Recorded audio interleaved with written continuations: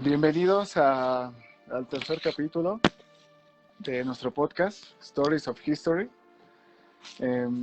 Esta ocasión vamos a tocar un tema del cual yo soy muy neófito, pero afortunadamente tenemos aquí al experto en este tema, y es para mí un honor, como las otras dos veces, tener aquí a mi amigo Toño. ¿Cómo estás, Toño?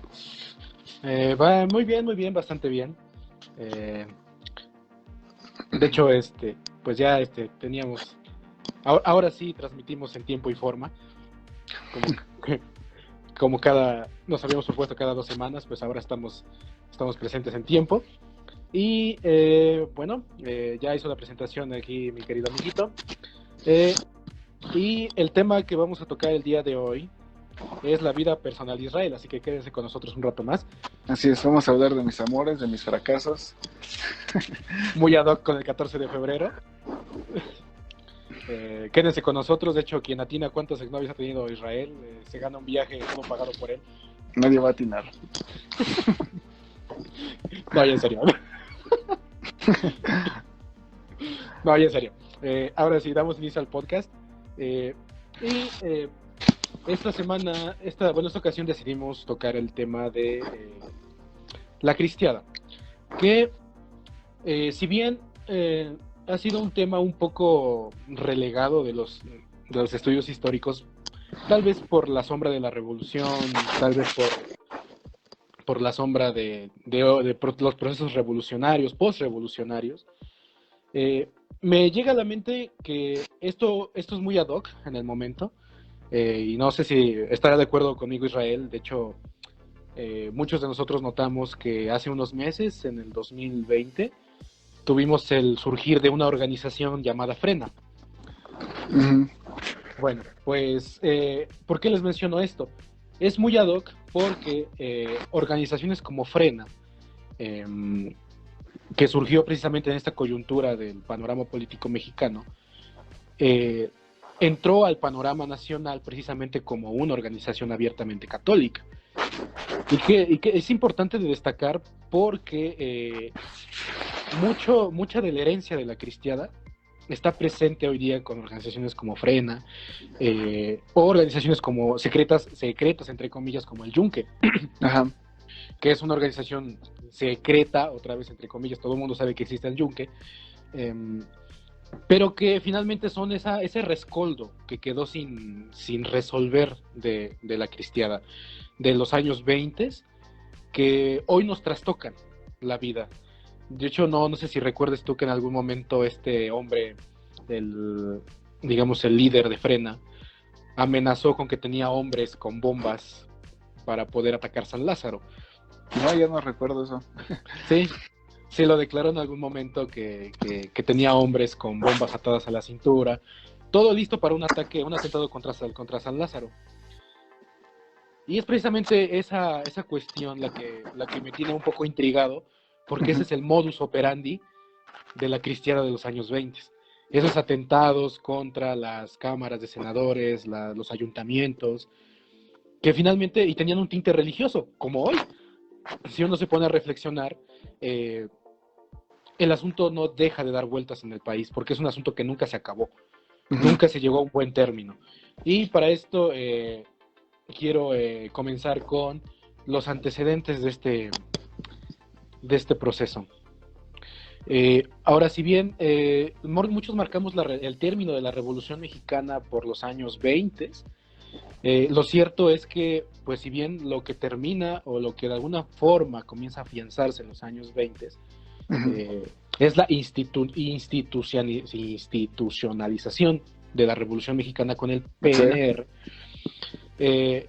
El asunto es que el país nunca se pacificó, lejos de que nos dijeran en algún momento que la revolución se había terminado con el asesinato de Villa o el asesinato de Zapata, o sea, de los caudillos. El asunto es que no se terminó ahí. La cristiada surge precisamente en 1926 como parte de esta exacerbada emoción por llevar a buen término las leyes constitucionales en materia de cultos. Pongámonos en contexto, quien es presidente en aquel momento es el jefe máximo de la revolución, Plutarco Elías Calles. Plutarco Elías Calles, exactamente. Este hombre anticlerical, o sea, de hueso colorado, busca llevar a cabo, o a más bien aplicar, las leyes que ya de por sí estaban en la Constitución del 17, que en materia de cultos llevaban de la mano cuestiones como el evitar que la educación fuera de tinte religioso, Uh-huh. que los religiosos pudieran dar clases. Eso era un punto importante de estas prohibiciones. Otra es que organizaciones como la iglesia pudieran poseer bienes, que eso va a ser muy importante más adelante también, pero la que más trastocó, digamos, de alguna forma, o inició, si uno lo quiere ver así, el proceso de la cristiada, fue la prohibición del culto público. Uh-huh. ¿Qué quiere decir esto? Bueno, pues de alguna forma el Estado dijo, de las paredes de la iglesia hacia adentro tienen su culto, de las paredes para afuera no hay nada. Entonces, ¿cómo un católico va a comprender su religión de alguna forma sin procesiones, sin fiestas patronales, cantidad de cosas que se hacen de manera multitudinaria? Y digamos que esto pasa en agosto del 26, y para septiembre los sacerdotes toman la decisión de, como protesta, cerrar sus iglesias. Esto lo único que hace es encender esa llama que de por sí ya estaba presente digamos, en ese rescoldo de la Revolución Mexicana. Una vez los sacerdotes cierran los templos, la gente se enardece, la gente uh-huh. comienza a criticar, a preguntarse qué va a hacer de su vida sin el culto. O sea, recordemos, es otro contexto. La religión católica de alguna forma es la predominante, no es la situación hoy día, o sea, la cuestión es ya bastante muy distinta. Pero que finalmente en ese proceso hay sacerdotes que lo único que hacen es cerrar sus iglesias al culto público, pero hay otros que empiezan a llamar a la rebelión. Uh-huh. Y es precisamente en ese momento cuando surgen los movimientos, el movimiento o movimientos cristeros, porque no es uno solo. Son movimientos cristeros, movimientos que al grito de Viva Cristo Rey luchan contra las leyes anticlericales a su juicio. O sea, eso es importante. O sea, las leyes, ¿para quién son anticlericales? Para ellos. Sí. O sea, porque para el Estado es algo constitucional, está en la Constitución. Uh-huh. Que se esté aplicando es otra cuestión, ¿no? Pero constitucional es. Anticlerical, para los católicos tal vez. Pero sí habría que hacer esa distinción, porque muchos dicen que sean las leyes anticlericales. Pues no, habría que hacer una distinción ahí bien tajante, porque lo que para ti puede ser anticlerical, para el otro sector puede no. Entonces habría que tener cuidado en esa cuestión. Y de hecho tú recordarás que al menos en la cristiada del 26, digamos que es como la única guerra religiosa en México que se ha dado. Uh-huh. O sea, no ha habido mayor guerra por religión en México que la cristiada. Y lo irónico...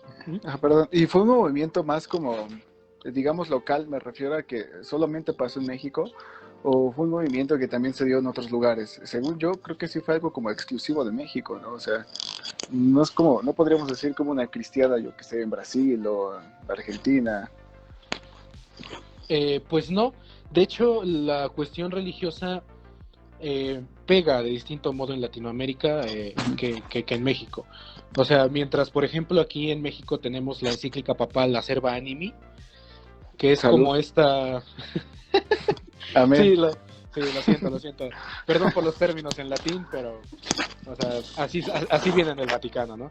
O sea, perdón por eso. Pero literalmente Acerba Animi, pues es como nuestra aflicción. Ajá. Entonces, esta encíclica surge en los años 20 con esta idea de hacer... Hay una revolución a nivel internacional de la Iglesia. Eso es muy importante resaltarlo.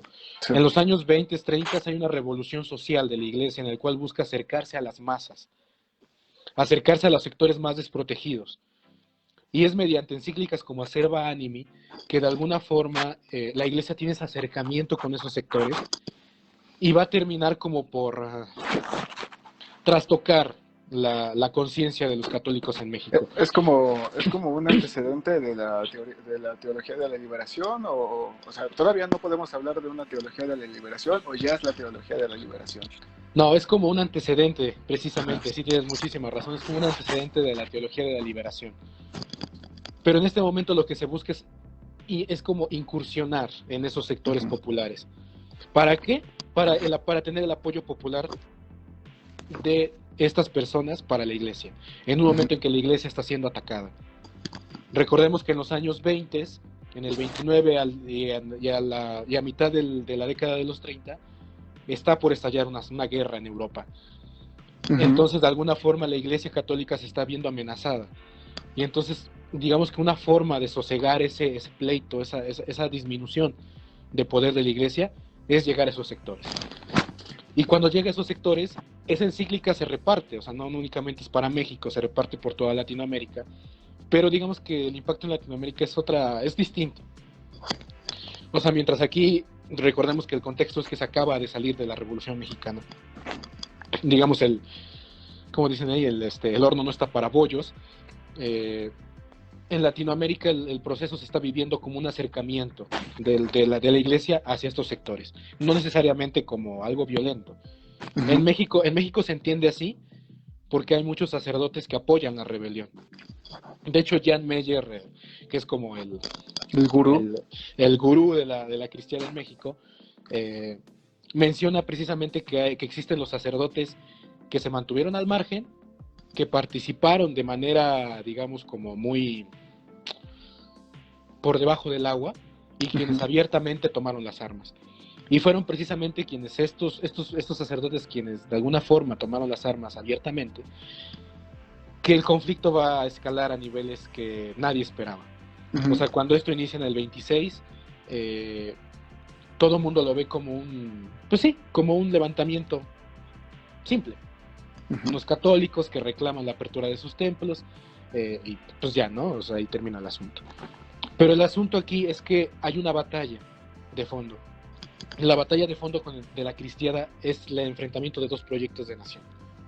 Uno abiertamente católico y el otro abiertamente anticatólico, que es precisamente el proyecto del PNR. O sea, el PNR lo que busca es un Estado laico con una separación ya tajante a mediados del siglo XX en México, en el cual la iglesia se quede en su lugarcito y el Estado tome digamos, el lugar que la iglesia ha tomado históricamente. Esto es poder sobre cementerios, poder sobre muchas veces el registro civil, que todavía de alguna forma seguía como aplicándose en las iglesias todavía a mediados del siglo XX, en la primera mitad del siglo XX, pero sobre todo tener a la iglesia como al margen y tenerla amarrada al Estado. Esa es la cuestión. Es poner un poder encima de otro. Y eso es a lo que a la iglesia no le va a gustar. Y tampoco a los fieles. Entonces, lo que hay de fondo es ese enfrentamiento de dos proyectos.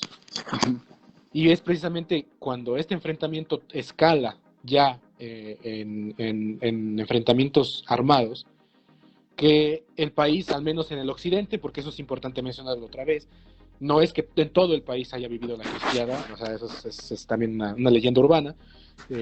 Quien se los diga, vaya y cuénteselo a quien más confianza le tenga, porque es una mentira. Por ejemplo, en Puebla, de hecho, hay muy poca presencia de cristeros en Puebla. Pero si nos vamos a la región de Occidente, Guadalajara, Colima, Nayarit, Guanajuato, exactamente, o sea, el asunto está terrible. O sea, literalmente ahí sí, para que veas, el asunto es un levantamiento popular, podemos decirlo así. Y popular me digo en el sentido de que sí hay un buen número de personas que están participando en este levantamiento armado. De hecho, están al mando de una persona, que como que una que es como la más famosa y la que más se encuentra en los libros de Meyer, que es Enrique Gorostieta. Este hombre comandó las fuerzas de la Liga. Bueno, en algún momento hablaremos de la Liga. Durante los 3 años que dura la lucha armada. Y de hecho es una guerra fatídica. No puedo llamarla de otra forma. O sea, si uno quiere darse un color, googlee ahí cuando tenga oportunidad, póngale cristiada y vea la sección de imágenes. Pues de alguna forma uno no entendería el sentido de acciones como estas, ¿no? en el cual hay imágenes de sacerdotes fusilados o siendo o a punto de fusilarse, colgados, guillotinados, no sé, cantidad de barbaridades. Así como también hay imágenes de federales con, pues digamos que en enfrentamientos, porque digamos que los católicos tampoco son una perita en dulce durante este momento, entonces digamos, es una batalla, es una guerra, no hay de otra. O sea, los católicos también se meten en esa lógica.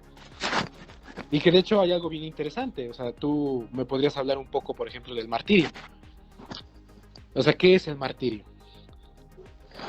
Oh, o sea, estaba reflexionando un poco antes de responderte.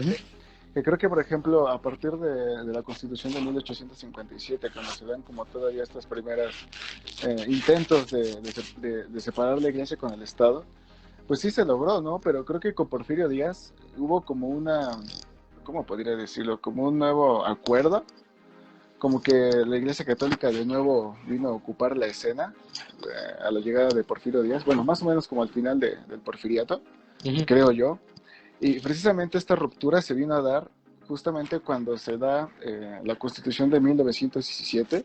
Y creo que todas estas personas, háblese de un Álvaro Obregón, de un Venustiano Carranza, a lo mejor tal vez no es que fueran, o no sé, tenían un sentimiento muy anticlerical, como ya lo mencionaste, que precisamente vino a desembocar con, creo que es el artículo 130, ¿sí? Exactamente, sí. Y es curioso porque, por ejemplo, Plutarco Elías Calles no solo me imagino que lo tachaban de anticlerical, sino que también, por ejemplo, mucha gente lo tachaba de bolchevique, o sea, porque creo que la mayoría de leyes de 1917 se aplicaron con más fuerza en su presidencia, ¿no? Entonces, muchas de estas leyes vinieron a trastocar mucho el orden público y una de ellas precisamente pues fue lo de la iglesia, ¿no? Que desencadenó precisamente en la cristiada. Y hablando de martirio, pues obviamente el martirio es torturar a las personas, ¿no? Entonces me imagino que de ambos bandos pues hubo mucho de esto. Digo, es un tema que, como ya lo mencioné al principio, yo no estoy muy impregnado, pero creo que también es importante explicar todo el contexto que estaba pasando, ¿no? O sea, por qué se dio en el periodo de Plutarco Elías Calles, precisamente porque se da una institucionalización, tú mismo lo dijiste también, y eso es importante porque a pesar de que la revolución ya no está como un conflicto armado, los ideales de la revolución siguen presentes todavía, o sea, están muy impregnados, ¿no? Entonces, es muy importante. Sí, sí, sí. No, y de hecho, eso de bolchevique es algo que vamos a escuchar durante la primera mitad del siglo XX y creo que un poquito en la segunda, pero es menos. O sea, es como de los primeros 50 años del siglo XX. Y es precisamente porque, pues de alguna forma, si nos situamos en un contexto internacional, acababa de estallar, tenía poco de estallar la Revolución Rusa. Sí, en 1917. Exactamente. Entonces, todo lo que tuviera que ver con, recordemos una parte de la Revolución Rusa. O sea, la Revolución Rusa, la Revolución bolchevique, digamos, de alguna forma, lo que estipulaba era literalmente terminar con la religión. O sea, literalmente que hubiera una separación ya tajante y para empezar, o sea, que la religión no tuviera ni un punto de partida en todo el proceso. Y es por eso que personajes como Plutarco Elías Calles, pues de alguna forma durante todo este periodo fueron juzgados como bolcheviques. O sea, y es curioso porque el por qué se da con Calles, pues es precisamente por esto. Hay que afianzar el poder revolucionario. Sí. O sea, después de la Revolución Mexicana parece que hay como un vacío que dice, terminó la Revolución Mexicana y nació el país. Pues no, o sea, hay un periodo entre 1920 y 1940 Sí. en que el asunto se comienza a institucionalizar, que no es otra cosa más que afianzar el poder del Estado sobre cualquier otro poder que existiera, ya fueran caudillos, ya fuera agrupaciones religiosas, pero por encima del Estado. Sindicatos, exactamente. Y de hecho, pues también es la época en la que surgen muchos sindicatos, o sea, los años 30. Pero sí, o sea, y de hecho te preguntaba la cuestión, por ejemplo, del martirio, porque uno escucha la cristiada, ¿no? Y que los católicos mataban y sin pena ni gloria, ¿no? pero lo que poco uno se detiene a pensar es cómo justificaron matar, cuando en la religión católica el asesinato es un pecado mortal. O sea, y te preguntaba el asunto del martirio, porque la justificación que encuentran los católicos para esto es que si tú mueres defendiendo la causa católica, te vas a convertir en mártir, en un santo de la iglesia. Es chistosa la justificación, porque el martirio está presente en la religión católica una y otra y otra y otra vez. Pero llevándolo a un contexto más próximo, como los años 20, como que sí te toma por sorpresa que puedan, digamos, no digo torcer, retomar ese argumento. Pues medieval, casi, ¿no? Sí, O sí, sea, sí, sí. como las cruzadas. Exactamente, y de hecho, precisamente, la cristiada en México se toma como una nueva cruzada. De hecho, ese es el otro mote que tiene. O sea, por parte del Vaticano lo justifican, no lo justifican, lo bautizan como la cristiada, la cruzada mexicana. Y que es curioso precisamente porque, pues sí, como tú lo dices, tiene como hasta esos tintes medievales. O sea, como esta cuestión como del dar la vida por la fe. Y que a mí me sigue sorprendiendo, la verdad es que por más que indago y me meto y entro un poco más al tema, me sigue sorprendiendo esa capacidad de envolver, ¿cómo puedo decirlo? De crear un discurso que apoye las ideas de lo que quieran expresar, ¿no? Exactamente. Y precisamente, ahorita que lo mencionaste, te quería hacer esa pregunta. Digo, yo no sé mucho de eso, pero ¿cómo lo toma la iglesia? Me imagino que sí tomaron una postura, ¿no? O se hicieron como que... No te escucho, amigo, se escuchó como muy... ¿Ahora sí me escuchas? Perdón. Te quería preguntar, es algo que yo no sé, perdón. ¿Cómo lo tomó la Iglesia Católica? Es decir, ¿qué postura tomaron? Más bien el Vaticano, perdón. ¿La apoyaron, pero debajo de la mesa? ¿No la apoyaron? O sea, es muy interesante saber esa postura. Sí, sí, sí. Y de hecho es que o sea, hay muchas versiones sobre el asunto. Uh-huh. De hecho, yo me quedo con una que es propia, que de hecho yo creo que la Iglesia Católica nunca tuvo una postura. Uh-huh. Tuvo varias. Cuando estalla la cristiada, la primera, digamos, reacción del Vaticano es condenar la lucha.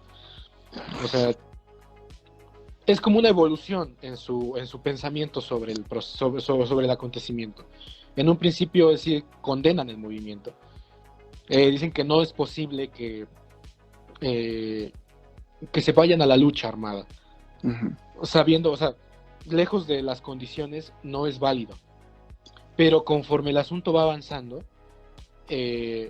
digamos que de alguna forma el asunto va funcionando como de... Y te voy a mencionar un ejemplo. En varias cartas que envía el Papa a los arzobispos aquí en México, y precisamente a los que apoyan la rebelión, él dice, pues, finalmente ustedes están en su derecho de hacer lo que deseen. Puedes hacerlo, ¿no? Pero el Vaticano se desliga. El Vaticano te dice, ¿sabes qué? Te lo dejo a tu libre albedrío. O sea, es como decir... Es una manera de lavarse las manos, ¿no? Exactamente. Tipo Poncio Pilato. Exactamente. O sea, es como decir, háganlo. Pero es su problema. Pero es su problema. A mí no me metan. Yo ya les dije que pueden hacer lo que quieran. O sea, no les dije ni sí ni no. Háganlo si lo desean. Entonces sí, digo, o sea, no hay una postura clara también del Vaticano. Es lo que he podido ver. Yo creo que hay posturas. Uh-huh. Porque uno creería que el Vaticano reaccionó así como que muy, muy fuerte, ¿no? Dijo, no, ¿cómo creen que están haciendo estas cosas? Pues no, la verdad es que no. Sí había sectores en el Vaticano que de alguna forma apoyaban esa lucha armada. Y había otros sectores que la condenaban. Y al menos aquí en México también estaba dividido el asunto. Mientras obispos como Leopoldo Ruiz Flores, se me fue otro nombre, son como esta parte mediadora. En el occidente la cuestión es completamente distinta. Allá los arzobispos tomaron las armas. Y lejos de que puedan, no pueden controlar ese brote. Ujú. O sea, por más que en el centro de México se dice, ¿sabes qué? Pues es que miren, no, vamos, o sea, hay otras formas de arreglar estos asuntos, ¿no? Por la vía legal, vamos a interponer amparos contra la ley Calles, porque así se llamó, se le dio ese mote de ley Calles. Eh, pues no, pues resulta que arzobispos rebeldes, porque así se les llamó, deciden irse a las armas, sin tomar en cuenta lo que puede decir el arzobispo de México. Ujú. Entonces, pues sí, o sea, en México es esa guerra de posturas también. No es que haya una sola, ni que se pueda decir que la cristiana es una sola, tampoco. Hay varias, así como revolución, como se habla de revolución mexicana, yo diría revoluciones. Pues lo mismo diría con la cristiada, no es cristiada, hay cristiadas. Y lo vemos hoy día, ¿no? Y por eso el ejemplo de Frena. O sea, yo voy a eso. Eh, estos, durante este proceso, y ahí entramos a este tema de las organizaciones católicas, que también son muy importantes, durante este proceso de la cristiada surgió la famosa Liga, la Liga Nacional Defensora de la Libertad Religiosa.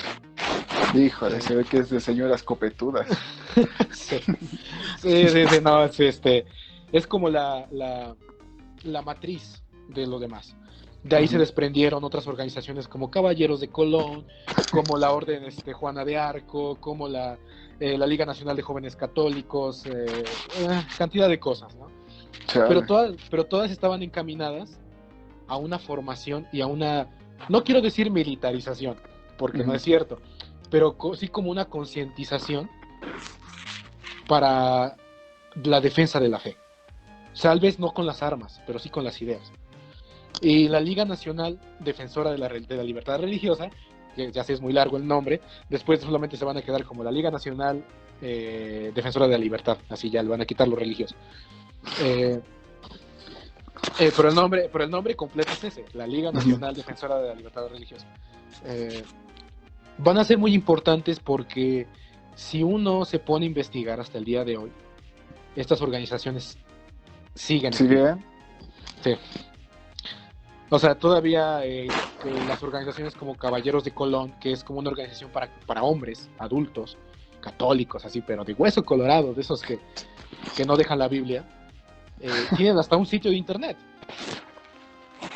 O sea, es como, te digo, es como ese rescoldo que quedó inacabado de la cristiandad y que todavía hoy arrastramos. Incluso, igual esas son suposiciones mías, pero hasta en el nombre te da a entender como que, o sea, si se pusieron caballeros de Colón, te da a entender, o sea, como de que Colón fue el que trajo la religión, ¿no? Me imagino, o sea, la religión católica, digo, esa es suposición mía, ¿no? Entonces, hasta con el nombre como que te da a entender que esta gente es muy como religiosa, ¿no? O sea... Más que religiosa, bueno, sí religiosa, combatiente. Ajá. Es eso, combatiente. De hecho, precisamente por eso existe, por ejemplo, la organización para mujeres, Sor Juana de Arco. Bueno, Juana de Arco, perdón. O sea, ¿quién fue Juana de Arco? Sí, una O mártir. sea, una mártir. Sí, o sea, es ese simbolismo religioso que tienen estas organizaciones que te dan una idea de que, pues, más allá de la religión, son organizaciones combatientes. Y lo van a demostrar, pero a capa y espada durante los años 20 y 30. O sea, son organizaciones que en primera van a servir como financiamiento para la lucha armada. Son quienes proveen de dinero, comida, parque, armas, este tipo de cosas. Y la segunda son informantes. Muchas de estas organizaciones funcionan en secrecía. Literalmente las mujeres, como son a las que menos les siguen la pista, es por eso que hay organizaciones de mujeres, son como estos mensajeros anónimos que llevan y traen cartas y información entre los cristianos que están en el monte y la liga que está en el centro de México o en la parte de Occidente. Y la tercera función es esa, formar a los jóvenes en conciencia de la defensa de la fe. Y me parece muy importante este aspecto porque en este momento también surge otra organización que hasta el día de hoy, la verdad es que yo no critico a nadie, y yo soy católico, pero sí habría que ser un poquito críticos con el asunto, ¿no? Surge una organización que es los Cruzados de Cristo Rey. Chale. Sí, sí, o sea, ya por el Esos nombre. nombres están rimbombantes. Sí. sea, son como esos, como apellidate Rivadeneira, o sea, algo así, pero en cuestión católica, ¿no? Pero surge esta organización de los Cruzados de Cristo Rey, que me parece que surge en los años 30, no tengo bien el dato de los años, de qué año fue, pero que hasta el día de hoy o sea, está conformada por jóvenes con esta conciencia, y perdón la comparación, pero de verdad no es por ser peyorativo, pero andan casa por casa como cierta religión que no quiero mencionar y no lo voy a hacer por respeto. No es la mía, ¿eh? No. Es la otra. Israel le rinde culto a un espagueti.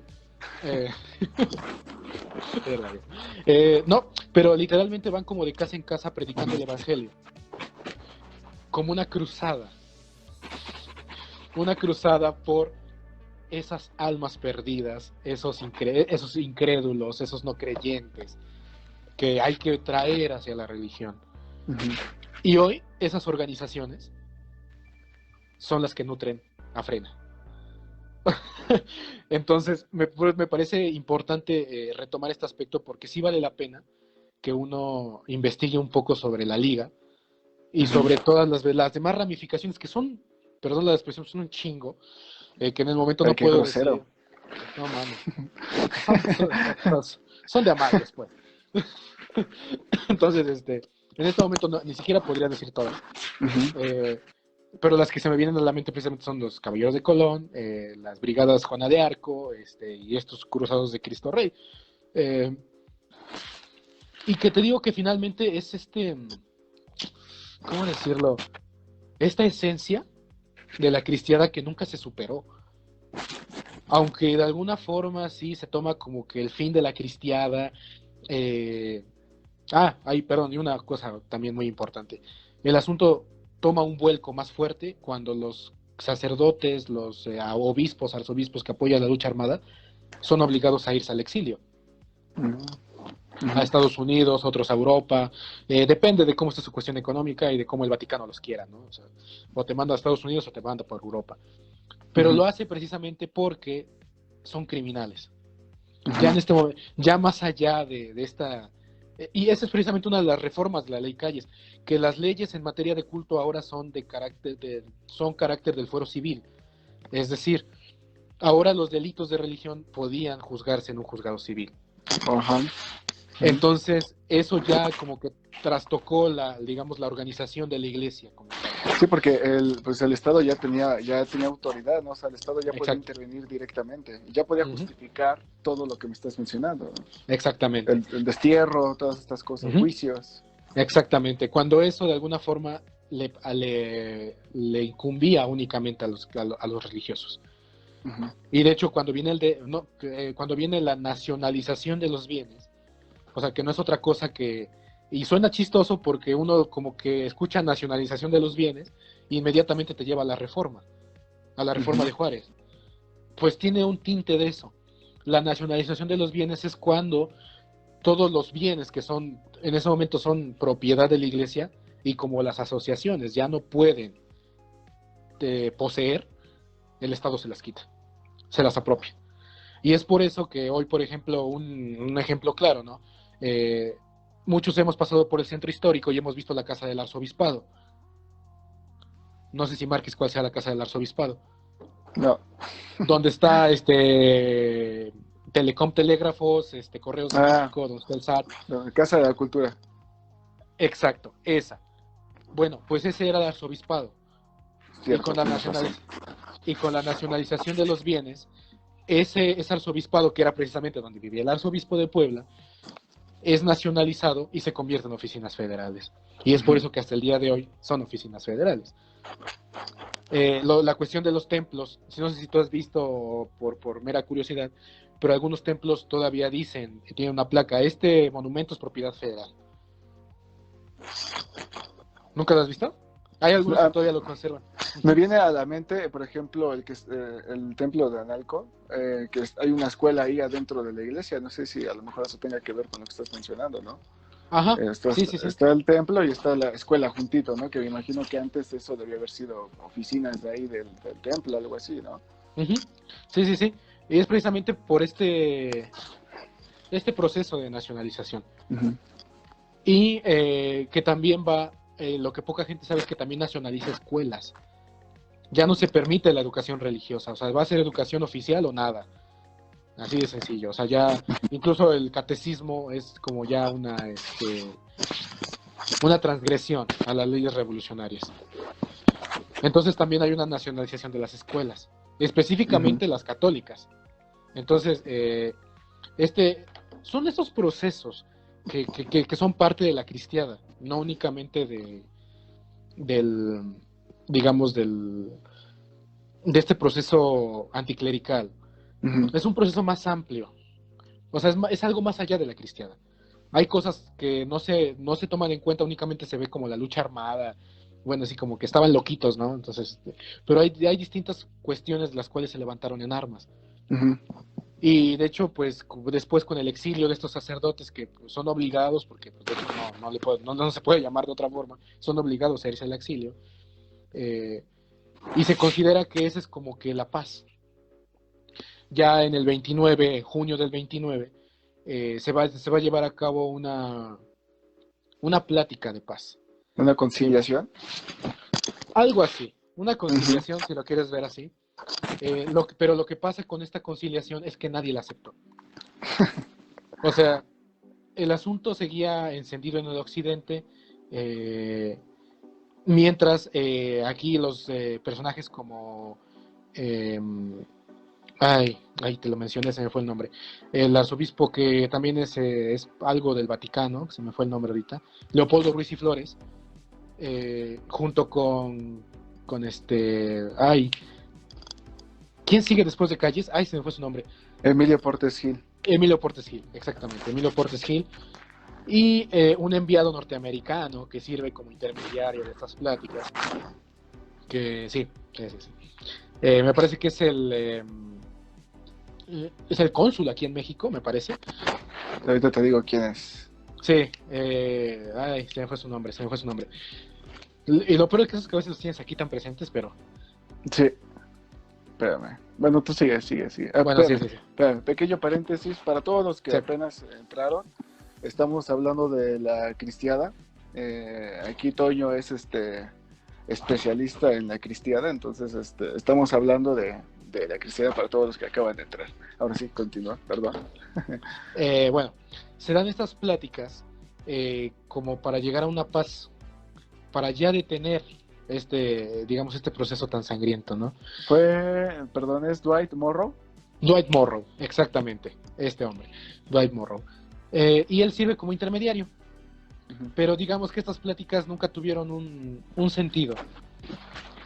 O sea, se firmó un pacto entre comillas, que se conoce comúnmente como el modus vivendi, o sea, como esta manera de vivir, así literalmente, o sea, modus vivendi, como una convivencia pacífica entre todos, que se firmó en el 21 de junio del 29, y con eso oficialmente los arzobispos y los obispos en México se comprometían a detener la cristiada. Y el gobierno federal, por su parte, se comprometía a retirar sus tropas de Occidente. Cosa que no sucedió. De alguna forma, ¿cómo te lo digo? Mientras en el Occidente los cristeros ven esto como una traición por parte de la iglesia o de los sacerdotes, del clero como tal. El clero lo ve como una paz. Dice, aquí ya se terminó, pues, o sea, como ya bájenle de espuma su chocolate, pues ya llegamos a un acuerdo y ya todos pueden vivir en paz. Se les va a dar un salvoconducto a todos los que hayan participado en la cristiada, para que no los molesten, y se les va a dar su tierrita, un aradito para que se pongan a trabajar y hagan algo productivo por el país. ¿Con eso te refieres a las personas o al clero? ¿O a las personas que participaron? A las personas que participaron, a los civiles. Y se les prometió que se les iba a dar un pedazo de tierra, un arado, o implementos del campo, para que ya dejaran de tomar las armas y se dedicaran a trabajar el campo, y hicieran algo de provecho, ¿no? Ya que 3 años estuvieron de ociosos, ahora les pongas a trabajar, ¿no?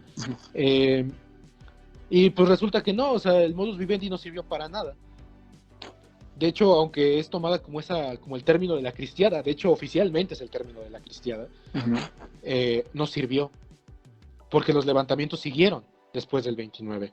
De hecho, después del 29, de alguna forma va a haber un proceso en el cual, aunque sí se les dieron sus salvoconductos a estas personas, campesinos, agricultores, todavía no se les puede llamar campesinos, agricultores, eh, el ejército tomaba represalias extrajudiciales. Se les aplicaba la ley fuga, se les acribillaba. Cuando querían y proponer la paz, literalmente pues se les mataba, se les asesinaba o sea, ipso facto. Y eran órdenes de la presidencia muchas veces, ¿no? Y pues digo, el asunto no terminó allí. De hecho, aunque sí se calmó el levantamiento armado en todo el país en el 29, o sea, la verdad es que el asunto siguió enardecido. O sea, de hecho, yo me pongo a pensar, por ejemplo, en esta estatua de Cristo Rey que está en el Cerro del Cubilete. No sé si en Guadalajara. Ajá, sí, en Guadalajara. Perdón, en Jalisco, pero Jalisco. Bueno, esa escultura me parece que fue dinamitada una vez durante la cristiada y se volvió a levantar. Y eso fue como esa señal, como de que el catolicismo renacía y renacía. Como un ave fénix, algo así. Y todas estas, mencionaste que, digamos que el término fue en 1929, pero en diferentes zonas, me imagino que en el occidente, o sea, Guanajuato, Jalisco, el movimiento siguió activo, o sea, seguía activo todavía. Sí, sí, definitivamente sí. De hecho, precisamente Jan Meyer, en sus 3 tomos de la Cristiada, de hecho dedica varios espacios a analizar qué fue lo que pasó después del modus vivendi. Y de hecho yo mismo me dediqué a estudiar qué fue lo que pasó después del modus vivendi. Rifado. Güey, tesis de licenciatura. ¿No? O sea, y pues precisamente es esto, ¿no? Después del 29, el asunto sigue su curso. No hay paz, o sea, no hay ninguna paz después del 29. Las armas siguen vigentes, las armas siguen en pie, la gente sigue enardecida, tanto que cuando se anuncia la imposición la puesta en marcha de la educación socialista en el 34 por Cárdenas, el asunto se vuelve a encender. Es lo que te iba a decir. Digo, me imagino que sí fue un traspié haberles quitado en cierta forma las escuelas. Me imagino que todavía fue más cuando se anunció la educación socialista, ¿no? Con Cárdenas, ¿no? Sí. Y me imagino, y es muy interesante porque no solo fue la educación socialista, sino fueron varias reformas. Digo, ya muchos van a saber que fue la expropiación petrolera, la nacionalización de los ferrocarriles, de la luz. Me imagino que todas estas cosas y todo este temor al comunismo, digamos que también impulsó mucho que estos movimientos, o que este movimiento más bien, persistiera, ¿no? Sí, de hecho sí, o sea, cuando se anuncia, y de hecho, pues, ¿quién es Cárdenas, no? O sea, cuando Cárdenas llega a la presidencia, el asunto, digamos que está color de hormiga. O sea, el país está enardecido, hay un conflicto todavía en el campo por la cuestión de la repartición de las tierras, esta cuestión y la termina de completar con la educación socialista y con sus políticas abiertamente socialistas. Socialistas en un sentido. Sí, porque o sea, no hay que aclarar que el socialismo, ¿no? Como por ejemplo en la Unión Soviética, ¿no? Se utiliza el término socialista, pero no es por decir que es socialismo como tal. Sí. O sea, eso es el término, en la manera en que lo ocupaba Cárdenas, al hablar de socialismo o socialista, es algo que llegue a las masas, o sea, es algo que cubra, o sea, que cubra todo, o sea, todo aspecto del país, ¿no? A eso se refiere con social. No, sí, porque hablar de un socialismo aquí en México, pues no, o sea, no pasó. Pero este tipo de leyes sí fueron como radicales en su momento, no por nada, volvemos a repetir. A Calles lo tacharon de bolchevique cuando él ni por aquí era bolchevique, ¿no? Pero es lo que dijo aquí Toño, es más un acercamiento hacia las personas. Exactamente. Y de hecho, pues, la educación socialista, ese era el sentido, que llegara a todos lados. De ahí el término de social. Pero obviamente que pues, los sacerdotes lo entendieron de la manera en que lo entendería un norteamericano, y el socialismo es algo que trae rojillos de por medio. Entonces, otra vez, el asunto se vuelve a enardecer en el país. Ujú. Hay levantamientos, ahora con otro espectro. Ya no es la batalla por la fe, es la batalla por la niñez y la conciencia de los niños. O sea, hay que pensar en los niños. Sí, que alguien piense en los niños. O sea, sí, porque finalmente va a ser un tipo de educación que el mismo Cárdenas, tú la debes saber perfectamente, el mismo publicó, el mismo dijo que la educación socialista tenía un carácter laico Ujú. y antirreligioso. Eso sí, eso es cierto, eso sí lo dijo, es antirreligioso. Pero en el sentido de que había que hacer a la religión a un lado en pro de conocimientos científicos. Ujú. O sea, no nada más porque me caen mal los sacerdotes, la fregada, ¿no? O sea, no. Tenía que abrirle paso a esa etapa de modernidad que estaba Sí, pasando el mundo con la ciencia. sí, Entonces, habría que enseñar a los alumnos esa concepción del mundo, sí, en no, lugar no por de... eso, perdón, no por eso en ese momento fue cuando se crearon, por ejemplo, muchas normales rurales, se creó el Instituto Politécnico, o sea, esta idea de modernizar justamente el país, digo, lo Ujú. vimos en una de las clases de la maestría, con la doctora Gloria, de toda esta modernización y esta profesionalización, ¿no? de las personas. Y precisamente ahorita mencionando esto, el tema de las normales rurales fue algo que sí vino a incrementar como ese miedo al comunismo, ¿no? Porque pues decían que en los Ujú. normales rurales se enseñaba de todo esto del comunismo, hay que ser socialista, incluso esto siguió hasta muchos años, yo creo que incluso hasta sigue sobreviviendo esa idea, ¿no? Por ejemplo, con lo de Ayotzinapa, que pues, digamos que el comunismo y todo eso, digo, ya, obviamente con un discurso diferente, ¿no? Pero Sí, sí. es muy interesante porque cuando uno empieza a ver todo este contexto, entiende por qué pasó esto de la cristiada o por qué se volvió a encender, por así decirlo, esta nueva, esta, pues sí, este discurso, ¿no? Otra vez de proteger a los niños. Ujú. Sí, sí, sí.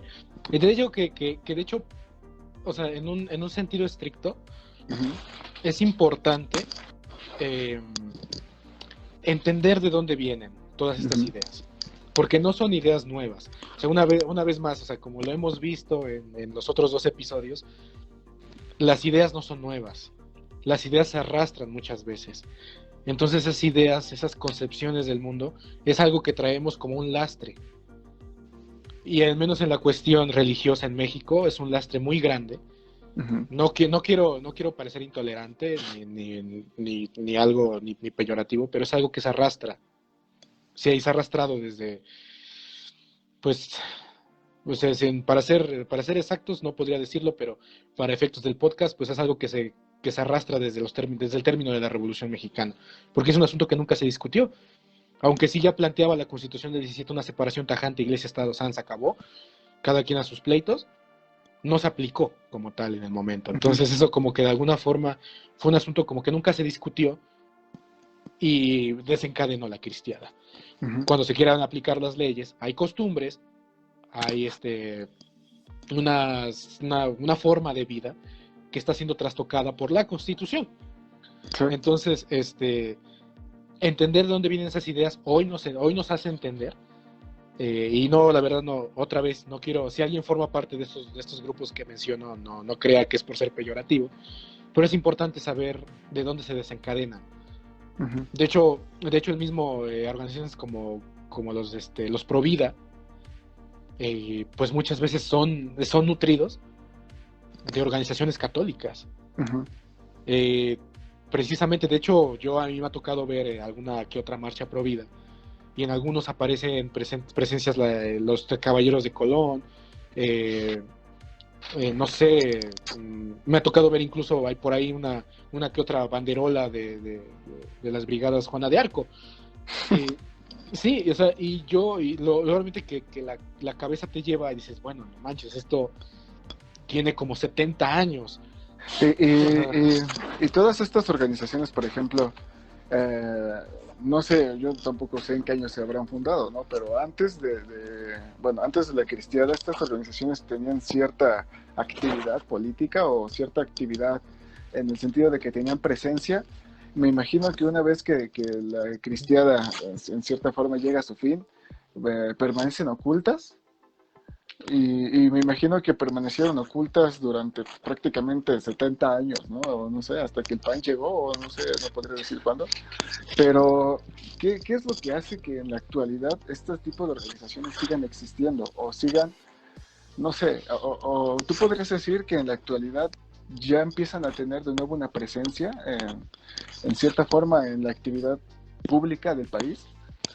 Eh, Buenísima pregunta. No, no, creo que este tema me apasiona mucho, la verdad. Chale, Eh, chale.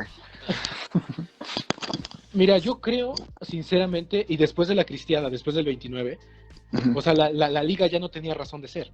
O ujú, sea, porque la liga nació precisamente con la cristiada. Digamos que son dos cosas que nacen de la mano, la ujú. cristiada y la liga. O sea, y la liga después de que termina la cristiada, pues ya no tiene como que mucha razón. Entonces es por eso que se quitan el mote de religioso. Es lo que te decía, que cambian el nombre. Ya no ¿Se son la vuelven Liga Nacional. asociación civil? Exactamente, de alguna forma. O sea, es que son como esas minucias legales. Eh, ya no es la Liga Nacional Defensora de la Libertad Religiosa. Ahora solo es la Liga Nacional Defensora de la Libertad. ¿Cuál libertad? ¿Quién sabe? Pero de la libertad, ¿no? Pero le quitan el mote de religioso porque si no, no pueden funcionar como una asociación civil. Entonces, después del 29, esta liga termina como sus actividades son más secretas, ya son Ujú. más entre sus miembros, porque de hecho, después del 29, muchos de los miembros de la liga son casados, literalmente casados. O sea, literal, lo que se busca es terminar con la liga, desarticularla. Y entonces muchos de los miembros de la liga literalmente son casados, son perseguidos Ah, políticamente yo pensé que casados, de que se casaban eh, entre ellos con sus parejas, ¿no? Casados de que los sí, buscaban y sí, eran sí. perseguidos. Bueno, no dudo que se hayan casado, ¿no? Estaban en su Ajá. derecho, ¿no? De Sí, hacer, pues sí, ¿verdad? de hacer el frutidelicioso y procrear un chingo de católicos como quisieran, ¿no? Eh, Ajá. pero sí, o sea, literalmente son casados con Ujú. Z. O sea, este, Aclaración para los que nos están viendo. aclaración, sí, aclaración, casados, pero casados con Z, o sea, de cazar, de matar. Eh, y de alguna forma la liga queda como desarticulada, pero sigue en pie. O sea, es como esa asociación. De hecho, ellos mismos se consideran como la hidra. Ujú. Le cortas una cabeza y nacen como 10. Entonces, esa es la cuestión con la liga. Y de hecho sigue vigente. Desde el 26 nunca dejan de existir. O sea, Ujú. desde que empieza la crisis nunca dejan de existir. Eso me queda clarísimo y todo lo que he estudiado y visto, o sea, siguen presentes. Que sus actividades las lleven más como de manera, como en un bajo perfil, Ujú. es distinto, ¿no? Pero sus actividades siguen. Y de hecho, el renacer de cuestiones como la liga viene precisamente en 1992, Ujú. porque esta encíclica de la Serva Animi fue publicada en 1892 y en 1992 conmemoraron los 100 años de Ujú. Acerba Anime.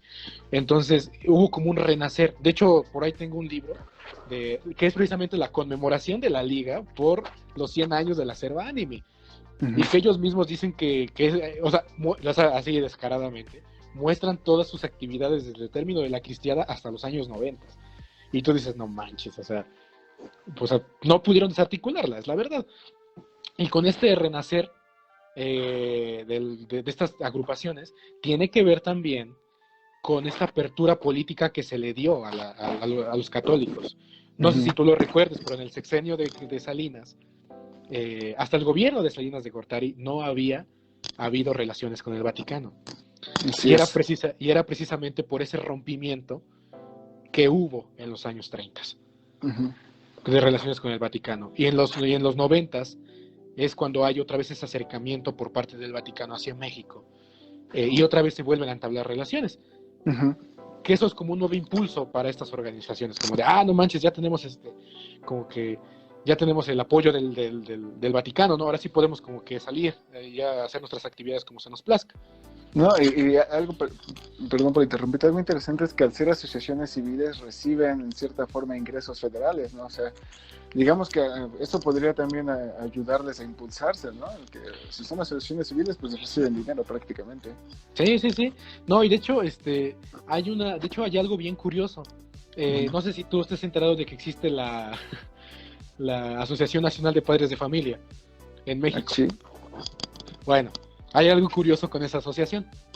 Esa Asociación Nacional de Padres de Familia nació en los años 30 para darle un freno a la educación socialista.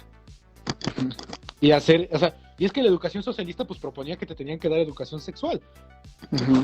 Madre santísima, fue el acabose en este país que incluyeran educación sexual en los libros de texto. No podía ser, porque para empezar la educación se daba de manera separada, o sea, hombres de un lado y mujeres de otro. Y la educación socialista también exigía esa educación mixta.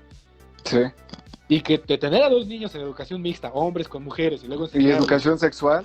Educación sexual era así como de, oh, no mames, no, estas cosas del diablo, ¿no? O sea, entonces, esa asociación nace para darle un encontronazo a la educación socialista.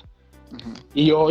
Y eso escúchalo, y eso todos los que nos estén oyendo, escúchenlo, porque yo les hice esa advertencia cuando yo daba clases a mis alumnos, que no les sorprendiera que en algún momento un partido católico les pidiera su voto,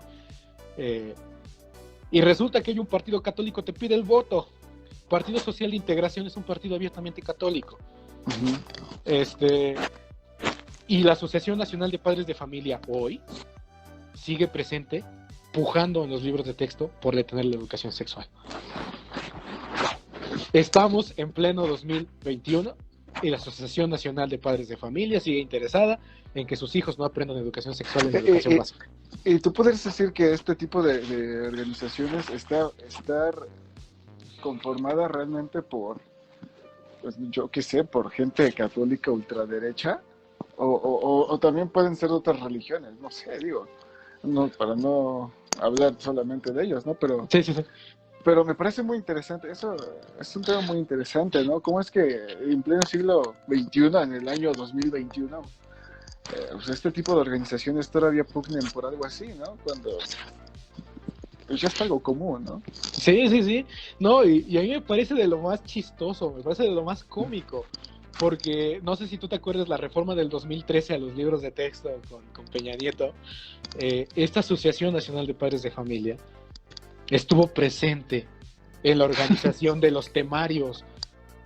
O sea, yo me pongo a pensar en serio, o sea, y como tú lo dices, o sea, yo sé por estudios uh-huh. que la Organización Nacional de Padres de Familia es como una organización meramente católica.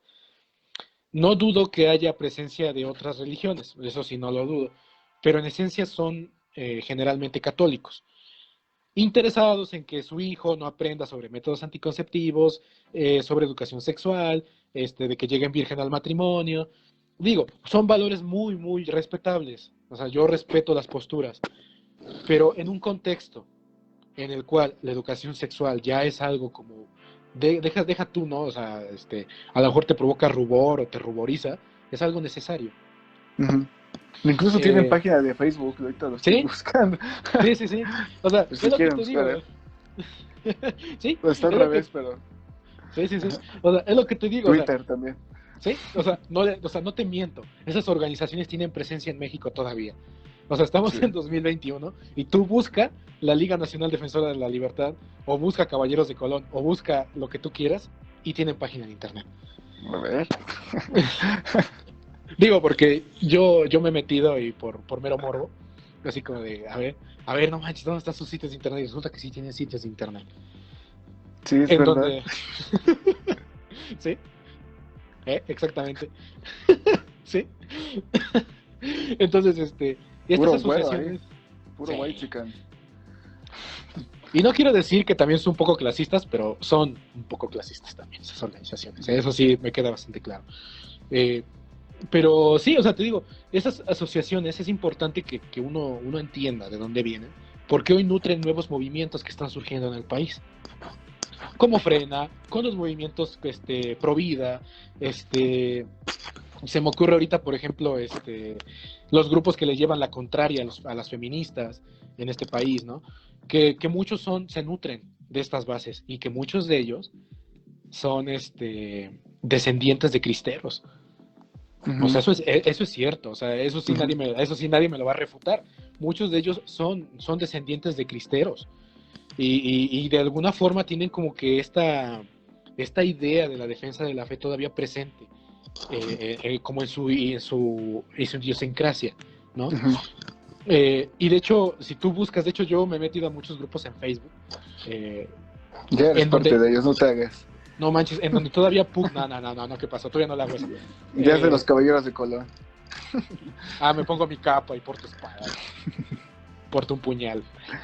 Este, no, pero me he metido a varios grupos de Facebook en donde todavía la gente, y no quiero otra vez generalizar, pero es gente de Occidente, que todavía Sí. está como viva, como con la idea de viva Cristo Rey, que viva la cristiada, que viva Gorostieta, viva la Virgen de Guadalupe, y llaman todavía a una rebelión.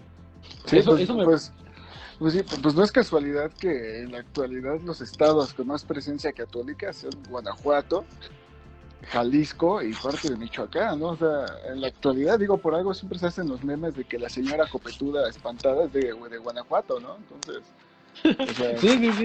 Y de hecho, si tú vas, de hecho, no sé, en Michoacán y en Jalisco hay museos de la cristiada. No, por no algo auspicio. el Papa también llegó a esos lugares, ¿no? Ujú. Brother Francisco, ¿fue Francisco o fue todavía el otro? No me acuerdo. No, Francisco. Que vino a León, ¿fue a León o a Celaya? Sí, No me acuerdo cuál de los dos, ¿no? O fue sea, a León. ahí Ujú. está, ¿no? O sea, es un claro ejemplo. Sí, sí, sí. Pero digo que hay museos de la cristiada que no son subvencionados por el gobierno, o sea, son sostenidos por particulares, Por la feligresía. por la feligresía, exactamente. Ujú. Y uno dice, caray, o sea, hay iglesias en donde literalmente en Jalisco los vitrales tienen a los mártires de la cristiada. Y es algo bien interesante porque muchas veces son niños, son mujeres con un lirio blanco aquí en la mano, obviamente con señal del martirio, Ujú. vestidos de manta, pero son santos. Entonces es O como que sea, son santos, santos, o sea, sí están reconocidos por la iglesia. Mira, eso no lo sabía, es muy de interesante, hecho ¿no? hay una cuestión en Tlaxcala de los niños mártires de Tlaxcala que son reconocidos por el Vaticano. Y estos niños tienen una participación en la cristiada. Esto es Sí, un sí, sí. tema muy interesante a todos los que nos están viendo. Sí, sí, sí. Es muy, o sea, uno cuando te metes en esos temas como que comienzas a entender por qué el país tiene los movimientos que tiene. Ujú. O sea, digo, o sea, a mí me parece, en lo personal, me parece muy chocante, por ejemplo, movimientos como Frena o los Provida, porque no comparto sus ideas. Pero supongo que hay quien sí, pues hay que pues tengan el apoyo todavía como de salir a la calle y este tipo de cosas. Eh, Sí, pues tienen mucha convocatoria, a fin de cuentas, Tienen para poder de empezar. convocatoria, sí, Sí. eso es lo impresionante, ¿no? Pero a mí me causaba un poco de miedo porque muchas veces son grupos extremistas. Ujú. Te digo que en ese momento el líder de Frena dijo que tenía personas ya, o sea, así, o sea, literalmente su fe les decía que se amarraran la bomba a la cintura y hicieran un atentado contra la cámara de San Lázaro. Así tipo como el Yunque, algo así, por ahí, más o menos. Digo, para Sí, los que no saben qué es el Yunque, pues es una organización, digamos, ultra mega secreta de ultraderecha, antisemita y todos los rasgos negativos que se puedan haber y por haber, católica. sí, sí, sí, sí.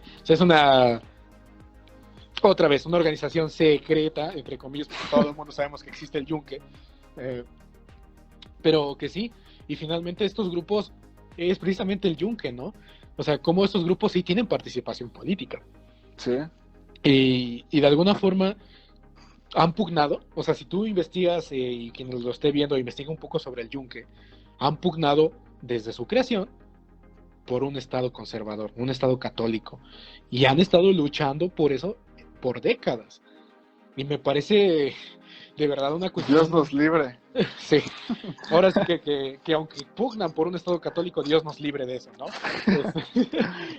Porque la verdad, Oigan, para toda la gente que nos está viendo, no vayan a pensar que soy anticatólico. Digo, no soy católico, pero tampoco soy anticatólico. Entonces, se respetan todas las religiones. No le No hagan se vayan, caso, él es no parte se del vayan Ku a Klux enojar, Klan. sobre todo, ¿no? Es parte de... Es un neonazi. Pero sí es importante señalar que todas estas organizaciones pues sí tienen su base en personas ultra mega católicas de Sí. derecha que, digo, eso es obvio, ¿no? Entonces es importante señalar eso. Digo, no vayan a pensar que estamos atacando aquí. No, es que No, no, no. la iglesia y todo, no, o sea, es parte de No, la no, no. historia, es parte de Sí, sí, sí. analizar. Sí, de hecho, o sea, esta, digamos, esta plática, por más que uno tenga un punto de vista, o sea, uno trata de ser lo más imparcial posible. Porque, o sea, tanto Israel como yo entendemos que las creencias se respetan. Uh-huh. O sea, y tiene que haber un cierto respeto por las creencias de cada quien. Pero sí, a veces a la gente le puede resultar un poco chocante este asunto, ¿no? Como del tratar estos asuntos que son espinosos en México. La verdad es que sí son muy espinosos. Sí. De hecho, yo tengo agregados a muchos panistas en mi Facebook y cada que hago algo sobre esto, o sea, el asunto sí es como que, o sea, Saludos a los panistas. Yo no soy saludos, sí, panista, saludos. pero yo no soy panista, me caen gordos, pero saludos.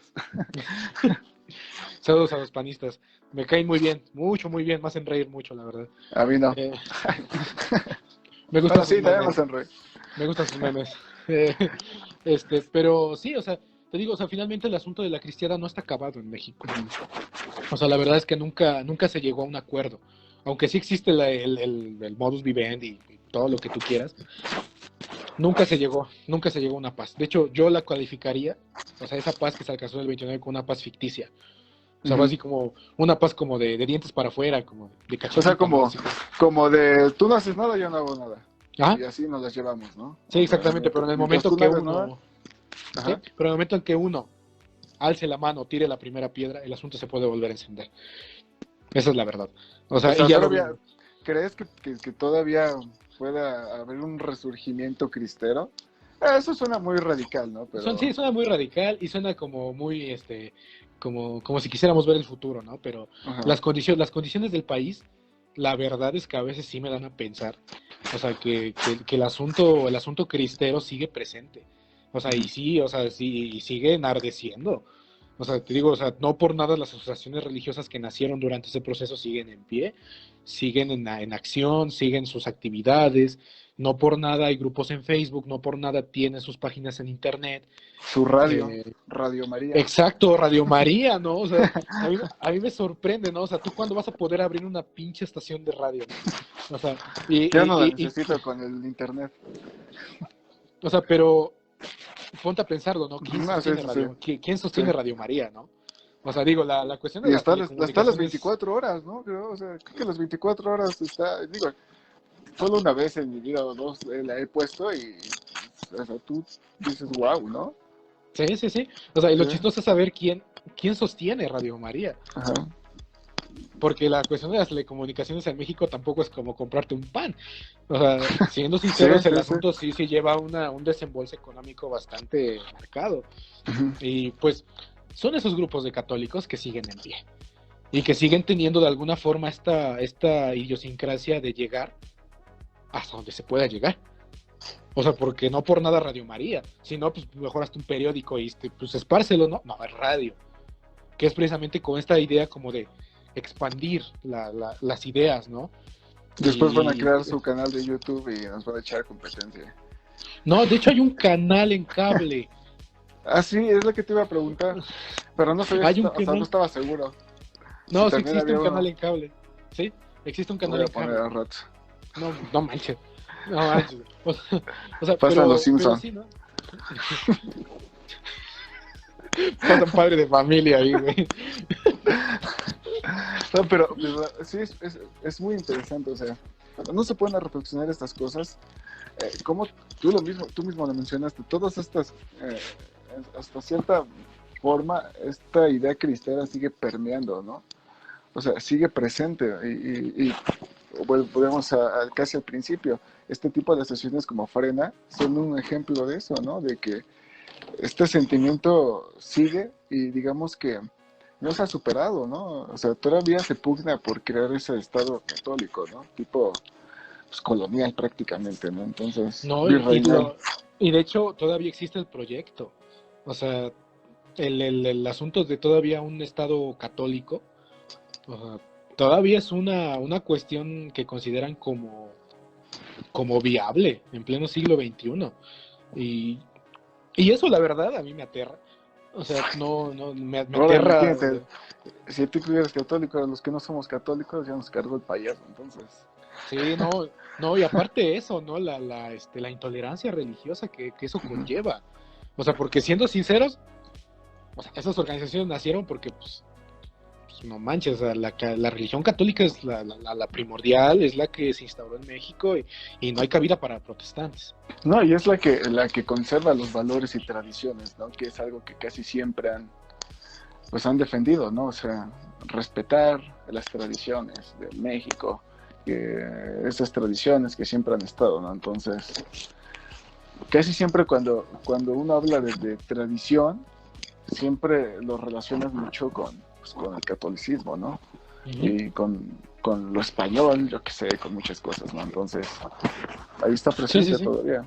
Sí, sí, sí, pero digo, o sea, al final ya digo como una reflexión para el final de este podcast. Sí me gustaría que quienes lo escucharon, quienes les interesa un poco el tema, consideren eh, que mucho de lo que es hoy México, mucho de estas organizaciones que uno ve que hacen protestas en la calle, que pugnan por una cuestión distinta a lo que conocemos, Ujú. no es algo nuevo, es algo que tiene sus raíces hace como 70, 80 años. No, incluso si te pones a reflexionar, lleva siglos casi, ¿no? O Lleva, sea, sí, lleva siglos el proyecto ahí, ¿no? Y que todavía en hoy 19 de febrero, sí, 19, ¿no? sí. 19 de febrero del 2021, siguen pugnando. O sea, digamos que eh, hay un proyecto alternativo de nación, es eso. Y ese proyecto alternativo de nación sigue presente en el país. Y el ejemplo más claro son estos grupos conservadores, son estos grupos radicales que salen a la calle diciéndote no abortes, fuera López Obrador, vamos con un atentado contra la de San Lázaro, vamos a hacer un plantón en el Zócalo, porque Con y sus vamos a casas que vuelan. con las casas voladoras, y vamos a ponernos a rezar enfrente de San Lázaro para que detengan las reformas. Es eso. Estas organizaciones son producto de estos proyectos inacabados de nación Ujú. que hoy nos están alcanzando. ¿Por qué? Porque vivimos en un momento de inestabilidad política. Sí.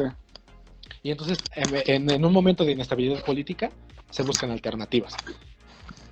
Y las No, y parece alternativas. que, perdón, ajá, sí, ¿Mm? continúa. No, y las alternativas están ahí, ¿no? O sea, Ajá, sí. No, y que es curioso porque se supone que vivimos en una época donde debe de haber mucha mayor tolerancia y parece que es lo contrario, que hay mucha intolerancia, ¿no? Para cualquier opinión, sí, sí, seas, sí. seas de izquierda, seas de derecha, seas católico, no seas católico, seas homosexual, no seas homosexual, heterosexual. O sea, parecería que en lugar de vivir en una época donde se supone que debe de haber mucha tolerancia, pues parece que no la hay, ¿no? Entonces, digo, yo vuelvo a repetir, obviamente también se respetan las opiniones y se respetan estos grupos. Yo no comparto su opinión, pero se respeta porque afortunadamente vivimos en un país donde está permitido todo este tipo de cosas, Uh-huh. pero parecería que efectivamente no se ha superado, o sea, ahí siguen presentes, ¿no? O sea, ahí Sí, sí, están. sí. Sí, completamente de acuerdo. O sea, digamos que en el siglo de la tolerancia, la intolerancia es lo que manda. Uh-huh. Que es irónico, pero pues así está pasando. Y no pasa únicamente en México, o sea, está pasando en todos lados. Y, y bueno, o sea, eso tiene que ver un poquito con otro tema, ¿no? Que sería tema para otro podcast, que es Sí. como este ascenso de la ultraderecha en Latinoamérica de nuevo. Y en Europa. Entonces, sí, como que hay Sí, una cuestión como más un profunda buen ahí en ese tema, ¿eh? sentido. ¿Sí? Que es otro, digamos, es como tema para otro podcast. que puede dar mucho, porque sí es interesante analizar por qué está dándose este ascenso de la ultraderecha a nivel mundial otra vez, desde la Segunda Guerra Mundial, y entender qué procesos están ahí. Bien, esa sería como parte de la reflexión final del podcast, y pues te espero que les haya gustado. De hecho, a mí... Espérame pues, tantito. va. Espérame.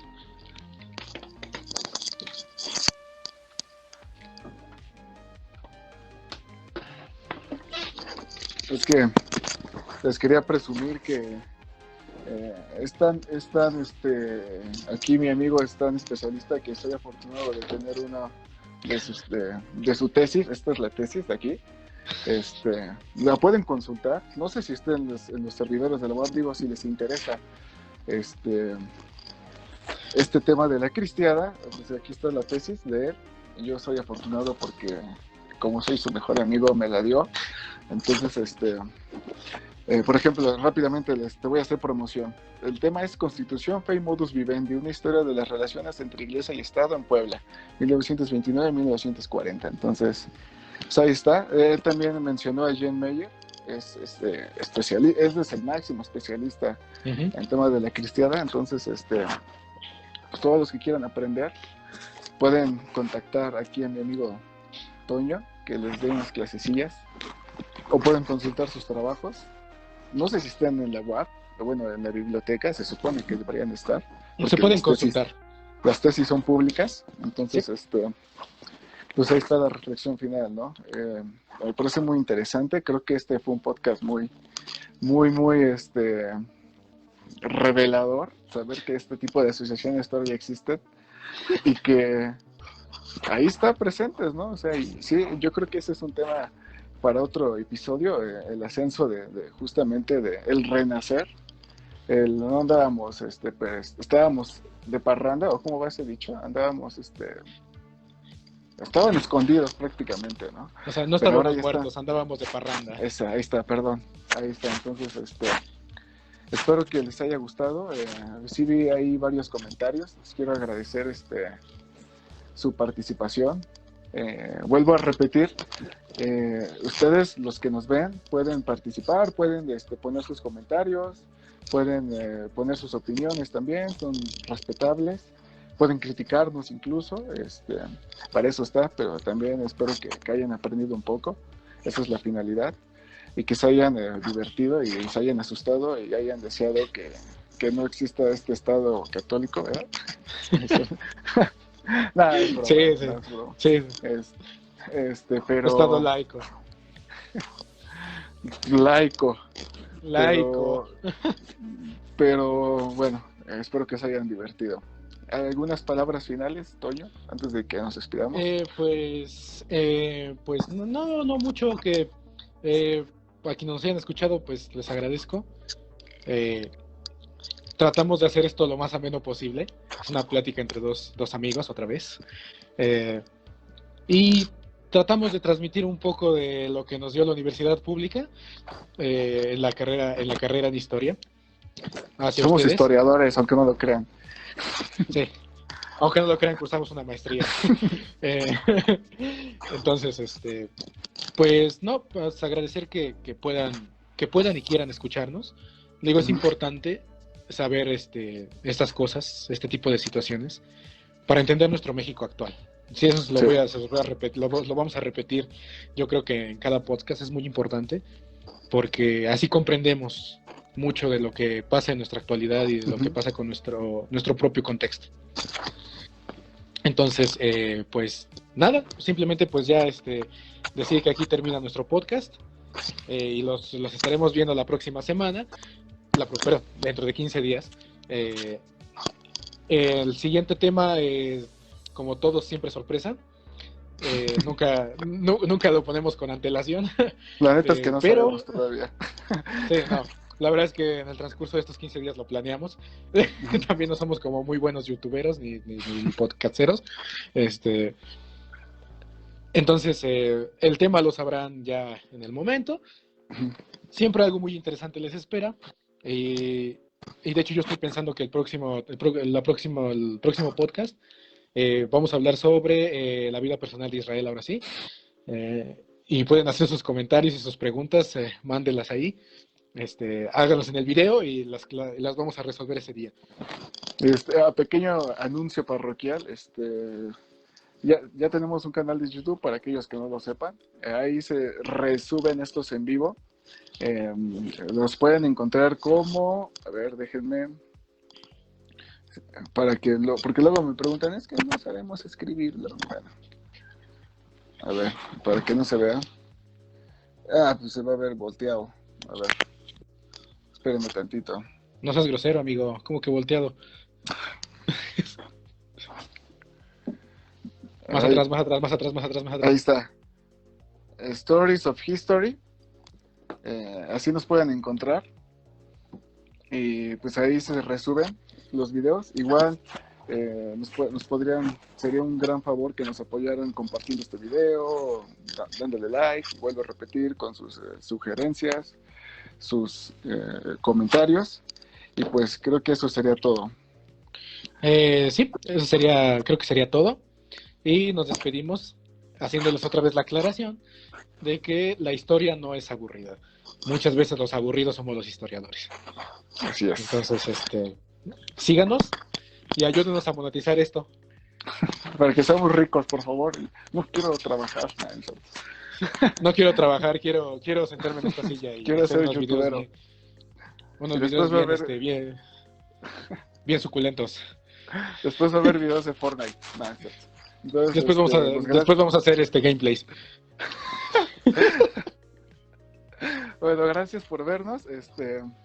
Pues ya saben, algún comentario son válidos, incluso sugerencias de temas lo pueden hacer.